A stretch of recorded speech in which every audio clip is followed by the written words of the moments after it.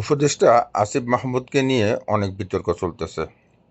সেদিনকে আর ঈদের নামাজের যে ঘটনাটা ঘটেছে তার জন্য দায়ী কে? আজকে আমার এটাই হলো মূল বিশ্লেষণ। অতি উৎসাহিত হয়ে কিছু ইসলামিক আলেম নামে কিছু মানুষ আমাদের ধর্মকে বিতর্কিত করার চেষ্টা করতেছে। বিশ্বের সবচেয়ে জনবহুল ঈদের নামাজ বলেন আর পাঞ্জেগানা নামাজ বলেন মক্কা এবং মদিনাতে অবস্থিত হয়।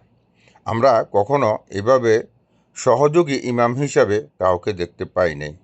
যদিও নির্দিষ্টকরণ ইমাম থাকে, সে পিছনের সাপে কাতারে থাকে, তাকে ইমামের পাশাপাশি আসে দাঁড়ানোর কোনো সুযোগ নেই বা এ ধরনের কোনো সিস্টেমও নেই। সেদিন অতি উৎসাহিত হয়ে একজন ইমামকে সামনে নিয়ে আসার কারণে তার পরবর্তীতে পাশে আরেকজন লোককে আসতে বাধ্য হয়েছে। আজকে এই বিষয়টা নিয়ে এতটাই বিতর্ক হচ্ছে যে আসিফ মাহমুদ সে নিজে নাকি নিজেকে ভিআইপি বা স্পেশাল ভাবার জন্য সে তাকে সামনে নিয়ে আসছে। আসলে ঘটনাটা তেমন নয়। তবে আমার কাছে সবচেয়ে বিতর্কিত এবং খারাপ লাগছে উনি একজন জেন্টলম্যান মানুষ, তরুণ প্রজন্মের মানুষ। তার জানা উচিত ছিল একটা ঈদের নামাজ বলেন আর বা নামাজ পড়ার জন্য অন্তত সৌন্দর্যের জন্য এবং রাসূলের সুন্নতের কথা খেয়াল করে হলেও উনি একটা টুপি ব্যবহার করতে পারত।